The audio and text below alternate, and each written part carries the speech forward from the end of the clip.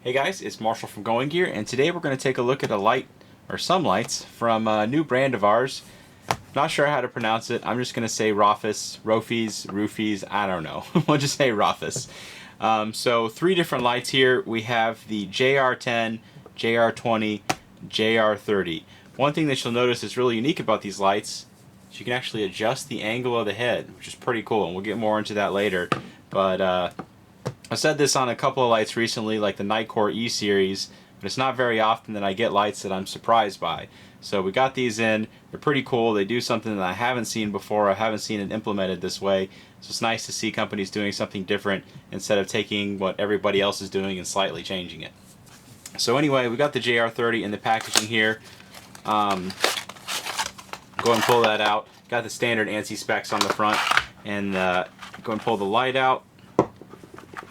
And here's the other stuff that you get in here. So a nice little nylon holster. Make sure there's nothing else stuffed down in there. Spare O-ring, spare tail cover cap if you ever happen to need to replace that. For the holster, the light just slides down in there. You've got the flap that goes over the top, so it protects it on the top and the bottom. And then you have a couple of attachment ways on the back. So you have this ring right here. Got that. Got another hook and loop attachment point right there. Pretty standard holster, but it's nice that they include it. Some companies don't. Really nice lanyard, so it looks like braided paracord with the split ring, so you can use that to attach it on right there. Nice lanyard, and of course the user manual down there. Always worth a read, because you'll figure out how to use the light, because some of these get kind of complicated, especially when they have a couple of switches and they transform and do all kinds of funny stuff. So definitely worth a read. Take a look at the user manual. Okay, so all three of these, of course, come with the same accessories, so I'm not going to show you the packaging and everything for the other two. They all come with the same accessories and parts and all that kind of stuff. So three lights here, the 10, the 20, and the 30. You can see they're a little bit smaller diameter on the 30 than the 10 and the 20, and that's just because the battery, the AA is going to be a little bit narrower, so they narrowed the battery tube, and that's going to narrow the head and the reflector and everything as well. Same LED on all three of these, that Cree XPG-R5 LED. I went ahead and put batteries in these. So the 10 will take a 3-volt CR123. The 20 will take either two CR123s or a single 18650. And then the 30 is going to take a single AA, so you can use alkalines or nickel metal hydride. Highly recommend nickel metal hydride instead of alkalines, and the reason is alkalines can leak. They're not always going to do it, but eventually they probably will if you've never had it happen to you before. And when they leak, they can ruin the inside of the light, they can damage the switch and the circuit board and everything. And sometimes you can get the battery manufacturer to cover that, usually not in my experience. You will not get the flashlight manufacturer to cover that, so that's not something that's covered under warranty. And if it leaks for too long, the battery will actually fuse itself to the inside of the battery tube, and you can't get it out. So there's not really any way to repair the light. You basically have a toasted light, and these lights aren't inexpensive, so you want to make sure that you take care of these. Use the proper batteries. Nickel metal hydride are pretty much anywhere in the world, easy to find. And then with the 20, I always recommend 18650s, and it's not because the 3-volt CR123s have the tendency to leak, although they can explode and vent fire and do a lot of fun stuff. Not that that's common either, but the reason I like 18650s is they're rechargeable. So you feed this CR123s a few times, and you've basically paid for the cost of an 18650, which can be recharged hundreds of times. So definitely worth the investment of getting the 18650 and the charger and everything. Alright, so since all three of these have the same interface, I'm going to zoom. Actually, I'm going to show you these up close a little bit better. So we'll use the 10 to show you the features of it and everything. So here's the side switch on the rear. You can see you've got a removable pocket clip, so you can pop that off if you want to. There's that orange peel reflector and the Cree XPG-R5 LED down in there, and the head that pivots. We'll get more into that here in just a minute, because that's a pretty cool feature. First time I've ever seen that. Alright. So, we're going to use the 10 to show you the interface of this. So lightly press the switch on the back. You can see you have your momentary, and as long as you're just using that switch on the back, it's not going to switch modes on you. That's what the side switch is for. And click it all the way for constant on, and then when you have it in the constant on, that's when the side switch comes into play. You can see you can tap it. You have 4 different outputs to choose between. and it does have a memory, so if you turn it off, turn it back on, it's going to be in the mode that you turned it off in. So you can set it up to always come on in low or high or medium or whatever else you want. So you have 4 different outputs that you can choose between. Press and hold the switch and it'll go into strobe, and then press and hold it again and you've got it back into regular illumination. So just press and hold to get into strobe, press and hold for regular illumination, and when you press and hold and then tap it, that's when it's going to go into SOS. And then you also have kind of a rapid beacon flashing mode, and then back into strobe. So you have 3 different flashing modes that you can choose between, and then when you press and hold, it'll go back into that regular illumination, and then press and hold again, and it's going to go straight back into strobe, so it doesn't have a memory for the different flashing modes.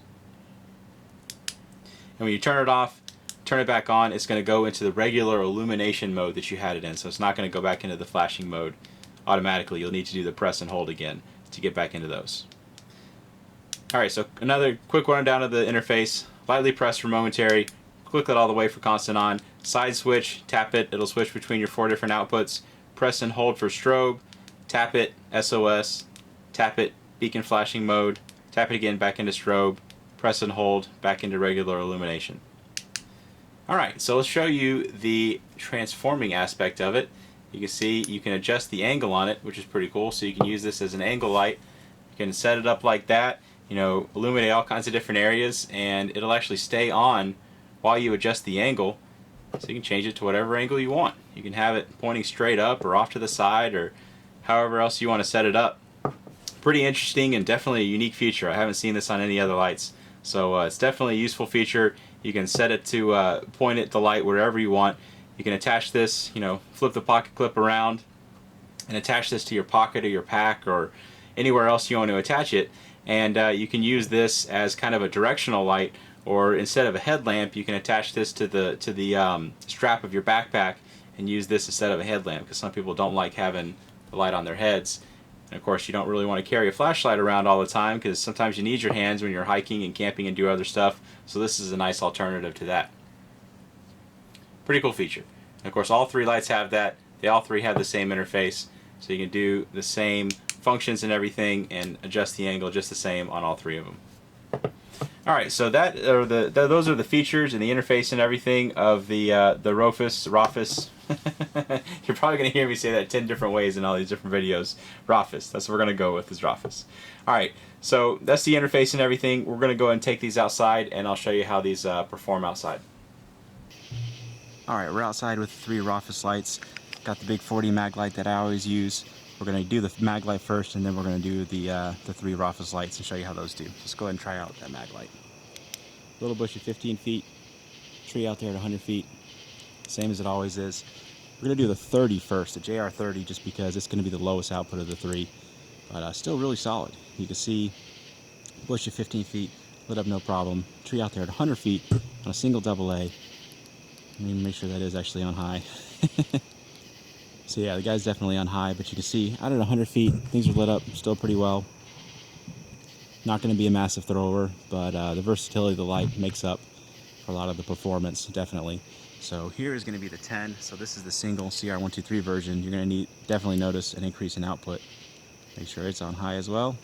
So there it is on high. You can see an increase in output. Definitely a difference between the 2. So there is the 30 on the left, 10 on the right. So you see the more intense hot spot and everything when you get the lithium battery in there. Zoom in just so you can see that a little bit better. So out there at 100 feet, the tree's still lit up really, really well. Not bad for a relatively compact light, and definitely a very versatile light. So here is the 20. So make sure that one's on high. So that one's on high as well. I'll show you the 2 different side by side. So not going to be a huge, huge difference between these 2 at this kind of distance. You're going to notice more of a distance, or more of a difference at a longer distance, which we'll show you here in just a second. But still not too bad. Everything's lit up still really, really well with the 20 at 100 feet. Definitely no question about what's going on out there. And you can transform the thing, and that's freaking cool. So let me show you the other outputs. We'll cycle through them real quick. And just to show you on low, it is still definitely a useful amount of light up close. This is going to be the same for all three of those. You can see up close stuff, no problem. And then on high, of course, we'll go a much better distance. Alright, let's try these out at a longer distance.